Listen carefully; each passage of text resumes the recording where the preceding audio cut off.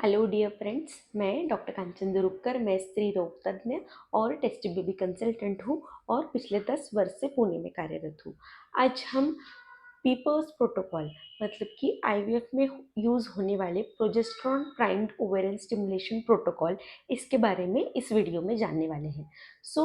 ये जो प्रोटोकॉल से रिलेटेड हमने वीडियो बनाए हैं, इसमें हम लोग आईवीएफ में जो इंजेक्शंस देते हैं उसमें कौन से अलग अलग टाइप्स से हम इंजेक्शंस दे सकते हैं और उनके एडवांटेजेस क्या होते हैं, और ये जो इंजेक्शंस अगर अलग टाइप से दिए जाते हैं तो कैसे सक्सेस रेट जो है वो हमें वैरी हो सकता है, इसके बारे में हमने इन वीडियोस में बात किया है।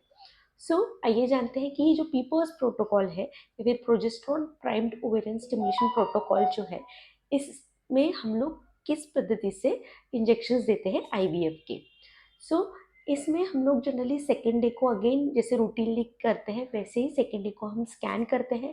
सेकेंड डे को जब स्कैन करते हैं तब हम लोग जो ओवरीज है वो प्रॉपरली डाउन रेगुलेटेड है कि नहीं ये देखते हैं। एग्स का नंबर कितना है, जिसको हम एएफसी काउंट ऐसा कहते हैं, ये हम लोग देखते हैं। और इसके साथ कुछ फॉलिकुलर सिस्ट तो नहीं है ना, मतलब कुछ पानी की गांठ तो नहीं है ना, ये हम लोग चेक करते हैं। ये चेक करने के बाद जनरली एक डोज जो है वो डिसाइड करते हैं गोनाडोट्रोपिन्स का। ये जो गोनाडोट्रोपिन्स का डोज है वो हम लोग पेशेंट का एज, पेशेंट का बीएमआई मतलब कि बॉडी मास इंडेक्स कितना है, वेट हाइट कितना है, पेशेंट्स का ओवेरियन रिजर्व कितना है, एएमएच कितना है, और हस्बैंड का सिमेसिस क्या है, उनका कुछ प्रोसीजर प्लान है क्या, इसके ऊपर ये डोज जो है हम लोग गोनाडोट्रोपिन्स का डिसाइड करते हैं। और ये जो गोनाडोट्रोपिन का डोज होता है वो जनरली 300 आयु टू 375 आयु, इतना हम लोग स्टैंडर्ड डोज जो है वो चालू करते हैं। ये डोज चालू करने के साथ साथ हम पीपर्स प्रोटोकॉल में एक और प्रोजेस्टेरॉन का टैबलेट जो है वो चालू करते हैं। ये जनरली मेड्रॉक्स प्रोजेस्टेरॉन एसिटेट नाम का एक जो टैबलेट है वो हम चालू करते हैं। ये जो टैबलेट है वो 10 mg इतना डोजिंग रहता है इसका। ये हम दिन में एक बार ये टैबलेट जनरली देते हैं।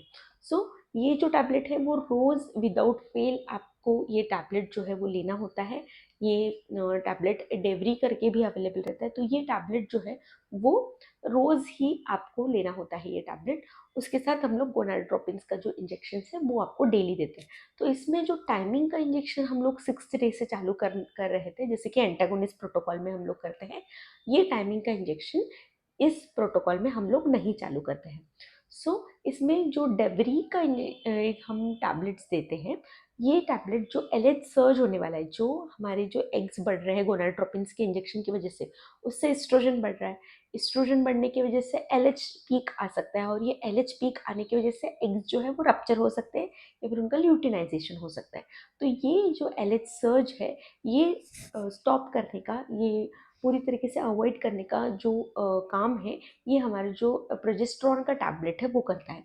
इसलिए विदाउट फेल ये टैबलेट जो है वंस इन अ डे आपको लेना होता है। तो इसमें एंटागोनिस्ट का इंजेक्शन जो हम 6th डे से ऐड करते थे वो नहीं ऐड किया जाता है, क्योंकि ये पीपर्स प्रोटोकॉल होता है। और इसमें जनरली 12 डेज तक हम लोग इंजेक्शन देते हैं अगेन। और इसमें हम लोग ट्रिगर देते हैं। ये जो ट्रिगर है ये एक मैच्योरिटी के लिए इंजेक्शन दिया जाता है। ये डिपेंड करता है कि एग्स कितने नंबर के बने हैं।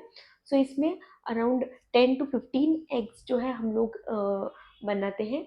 इंजेक्शंस देके के हम लोग स्कैनिंग करते हैं। स्कैनिंग में जो एग्स कितने बने हैं, एक्सपेक्टेड नंबर ऑफ एग्स जो है वो कितने हैं, जनरली 14 से ऊपर जो भी एग्स है दोनों भी ओवरीज में, वो हम लोग कैलकुलेट करते हैं। और ये अगर हमें 10 to 14 से अबव मिलते हैं, ये एडिक्वेट रिस्पॉन्स है ऐसा हम बोलते हैं। और फिर हम लोग ट्रिगर इंजेक्शन देते हैं। ये जो ट्रिगर इंजेक्शन हम लोग देते हैं, ये अगेन मैंने बोला पैनल मैच्योरिटी के लिए इंजेक्शन होता है। इसमें हम लोग recombinant HCG human chorionic gonadotropin के साथ साथ पैमोरेलिन का इंजेक्शन देते हैं। और अगर ज़्यादा रिस्पॉन्स है, हम ऐसा हमें लगता है 20 अराउंड फॉलिकल्स है या फिर उससे ज़्यादा फॉलिकल्स है ऐसा लगता है, तो ओनली अगोनिस्ट ट्रिगर, फिर ओनली डेका ट्रिगर जिसे हम बोलते हैं, वो हम लोग देते हैं। डिपेंड करता है कि ये जो रिस्पॉन्स है आपका वो कितना है, इसके ऊपर ये जो ट्रिगर का इंजेक्शन है वो काफ़ी बार मैटर करता है। सो इसके बाद हम लोग 34 टू 36 आवर्स में ओवम पिकअप प्रोसीजर करते हैं, जो कि अंडर एनेस्थीसिया प्रोसीजर रहती है। सो ये तो रूटीन आईवीएफ का प्रोसीजर है। जिसके बाद हम लोग ICSI इक्सी टेक्निक जो है वो यूज़ करके जो एग्स है उसमें इंजेक्शन से स्पर्म इंजेक्ट करते हैं, जिसको हम इक्सी टेक्नोलॉजी बोलते हैं। इसके बाद एम्ब्रियोज जो है वो बनाते हैं। ये एम्ब्रियोज जो है वो डे 5 तक हम लोग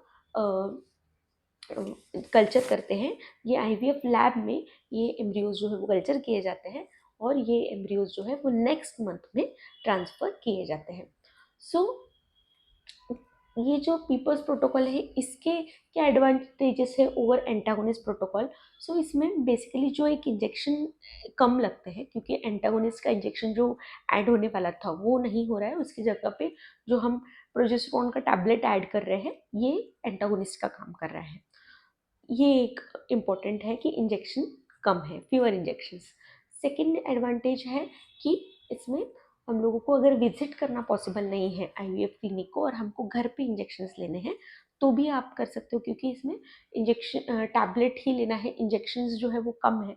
तो इसमें आप आईवीएफ एट होम भी हम लोग कर सकते हैं, जिसमें कि आपको सिर्फ स्कैनिंग के लिए जाना रहेगा और आपको इंजेक्शंस जो है वो आप घर पे ले सकते हो। ऑफकोर्स आपको डोज कितना लेना है ये आपके जो इनफर्टिलिटी स्पेशलिस्ट है, जो भी हेल्थ केयर प्रोवाइडर है उनसे बराबर जान के लेना है।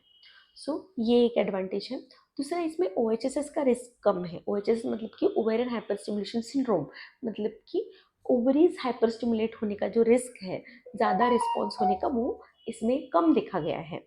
ये एक एडवांटेज हो गया। और इसमें कॉस्ट जो है वो ऑफकोर्स कम हो जाती है, क्योंकि एंटागोनिस्ट का इंजेक्शन कम लग रहे हैं, इसमें गोनाडोट्रोपिन के इंजेक्शन लग रहे हैं, और जो प्रोजेस्टेरोन टैबलेट्स है उसका कॉस्ट कम हो रहा है, तो इसमें कॉस्ट भी हमारा कम हो रहा है। तो ये भी एक इम्पॉर्टेंट नो एडवांटेज है इसका। और इसके सक्सेस रेट के बारे में अगर हम बात करेंगे तो हमें जो फॉलिकल्स मिलते हैं उनका नंबर्स जो होता है वो सेम होता है। मतलब कि जो हमें कन्वेंशनल सिमिलर एंटागोनिस्ट प्रोटोकॉल जो मोस्ट कॉमनली यूज होने वाला प्रोटोकॉल है, इसके बारे में भी हमने अलग से वीडियो बनाए हैं, वो आप देख सकते हैं कि एंटागोनिस्ट प्रोटोकॉल क्या है, उसमें हम कैसे इंजेक्शंस देते हैं, उसका सक्सेस रेट कितना है। तो उसका सक्सेस रेट अराउंड 60-70% तक है।